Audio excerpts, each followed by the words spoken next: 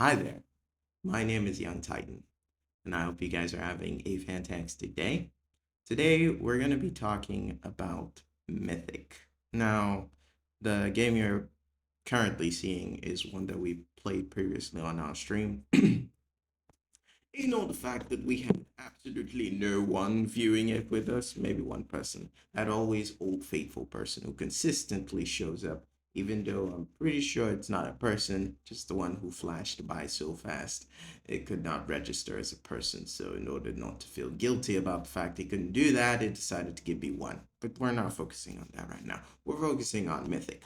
Now, as you know, Inked Fables has been out for a while, and even though there are bugs in the system, a lot of people have been able to enjoy the game and really play it well. I think there was a match that we played that someone had like all 5-star characters, and he had managed to get a 3-star 5-cost Aurelia, and that was really amazing. I'm trying very hard to look for that game footage so that I can show you guys. It was just it. I honestly don't even know how I was able to get to to finish off fifth, because it kind of felt like everyone in that lobby was OP'd. But that doesn't matter. What we're talking about right now is freaking it's freaking Mythic. Mythic gives you ability power as well as ability speed when you activate it. Mythic requires at least 3 characters, and so Kog'Maw, if you have Kog'Maw, if you have Cho'Gath, if you have Nico, if you also have Bruiser Tamkench, Tammy Tamkench, you can also use it. Um, but also Mythic can be forged. If you have, like, I don't know, the teardrop and a golden spatula, you can use that to activate it. But ideally, with that comp, it makes sure that everyone, after you play 4-player combat, you ascend, all right, you evolve and you become more powerful, apparently. Now, the only thing that I'm used to able to identify this is when they start glowing, or at least when those 4 things underneath them start, glowing all fours. So that's really cool. But it also depends. If you give this emblem to a particular champion, it has the power to make them either more powerful or insanely capable of probably wiping out an entire board without necessarily needing to get support from the back line. And that's like what I honestly love about it. But you also need to be sure that you keep getting these kind of characters, because if you want to just be okay with the 3, if you have 3 and you're like, okay, I'm okay with it, it's not going to help you, because the higher you go in Mythic, the more ability power and ability speed that they give you. So if you are going to actually go for Mythic, you have to make sure that people like Bard, Tamkench, Kog'Maw, and the emblem itself and the ability to make the emblem is within your grasp, because you're going for 7. If you go for 7, whatever it is they decide to attach to them, it was not going to matter. And you also have to keep conscious of the board that you have to being settled. The thing about Mythic is that it's got only 2 people that are on level 1, and or that are 1 cost. I don't know why I say level 1. I keep saying level 1 as if that's a thing. It's not a thing. It's 1 cost. So you have like 2 characters that are 1 cost for Mythic.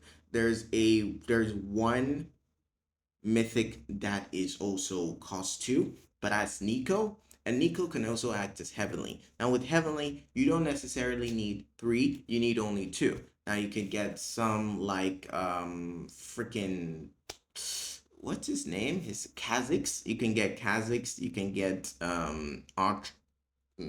what? No, not Artrox. Artrox is Ink Shadow. But you can get. Why is it I always mix Malphite and Artrox's name? They're not even the same name. Well, Malphite is also heavenly, so you can also go for him as well. But Mythic is really cool. Since Tapkench is a bruiser, he can stand on the front lines for as long as possible. As long as you give him the opportunity to heal himself, to defend himself, he's definitely gonna be fun. You can just keep like licking the person in front of him till you're done killing them with anyone in the background. Now, You have someone like Bard, who's a trick shot, which means that when he fires, his bullets can go to other people.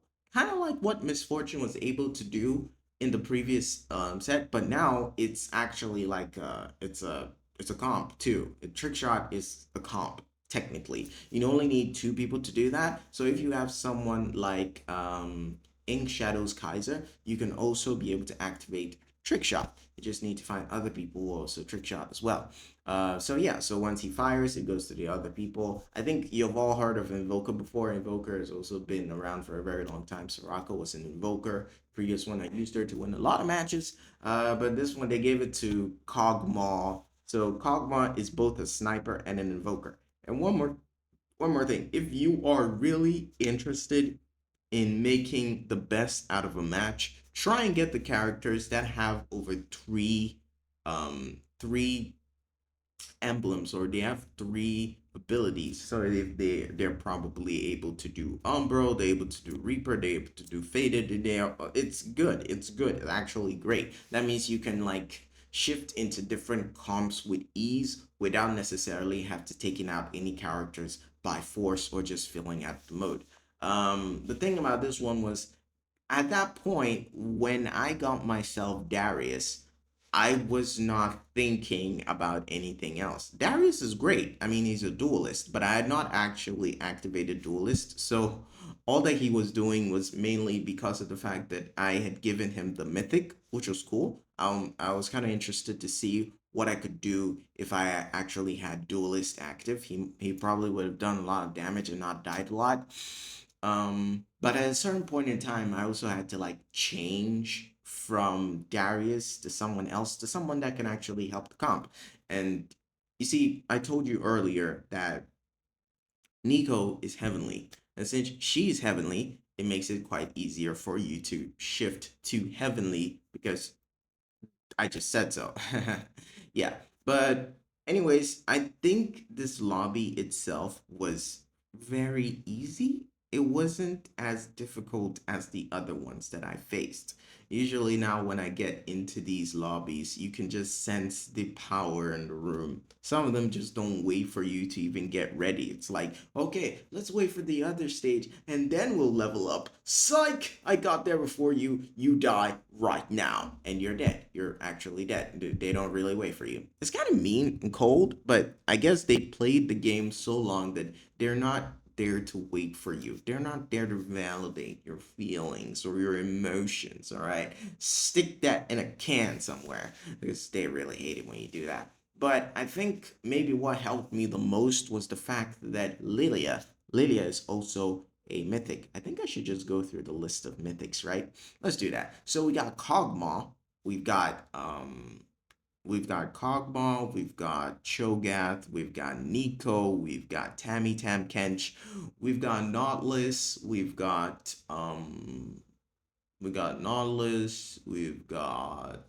someone else. I think we've mentioned most of them. No, we've got Trickshot Bard, we've got did we just mention everything so quickly? No, we didn't mention it so quickly. There's a lot. Hui is a mythic too, and I promise you, I really wanted to get to 10. I really wanted to get to 10. But the way you have to get to 10 is that you need all the characters present. You need all the characters present plus two mythic emblems in order to make that happen. So I'm thinking if I get a golden spatula and if I also get that augment that gives me mythic, I'm gone. I'm gone. I'm totally gonna be able to make 10. As long as no one else in that lobby is thinking about mythic, I think I'll be good. And usually it doesn't really come around that much that easily. I think the comp that I chose, the augment that I chose right now was just so that I can get higher to 8 without a problem, or actually to 9 because I was just not feeling it with the current level that I was in. But yeah, I think we've mentioned most of the mythic characters.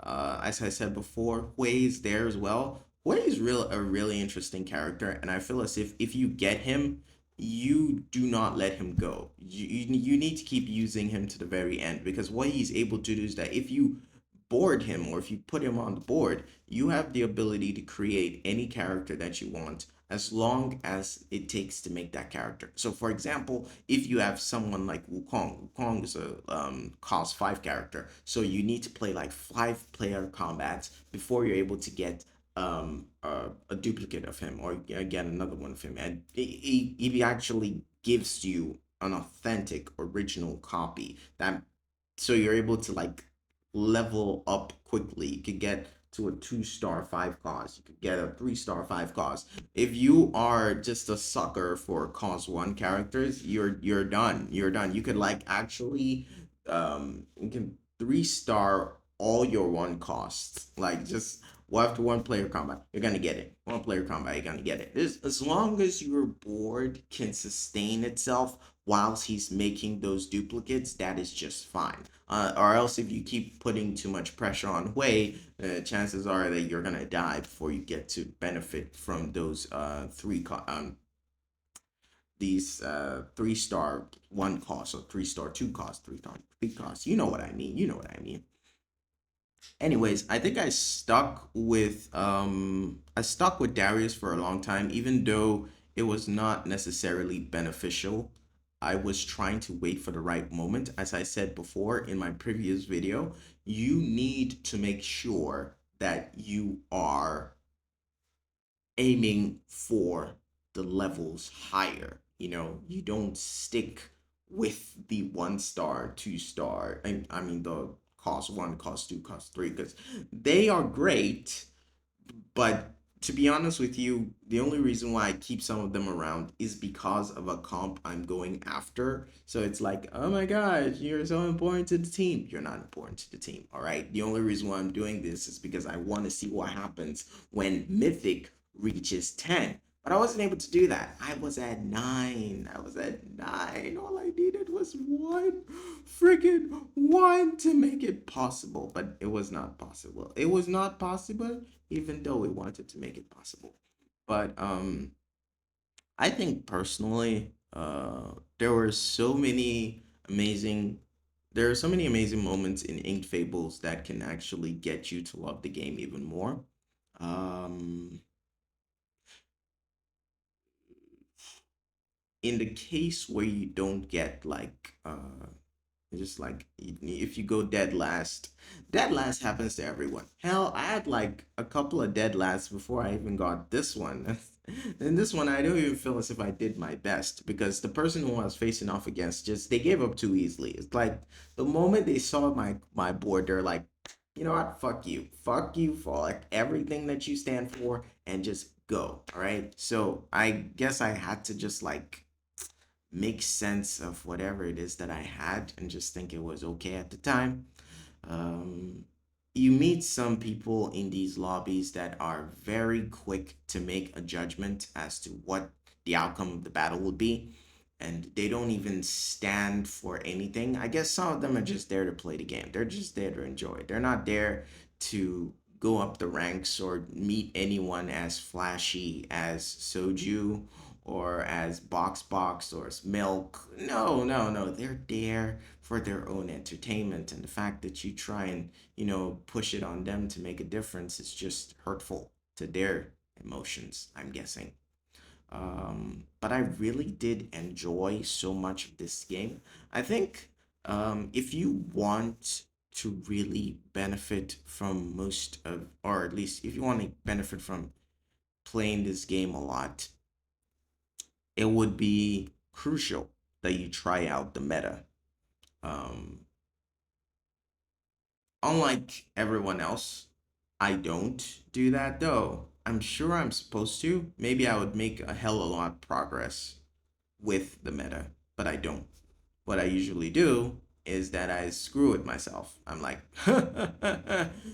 not gonna try out the meta even if they forced us because we don't know what we're doing, but we're gonna do it anyways.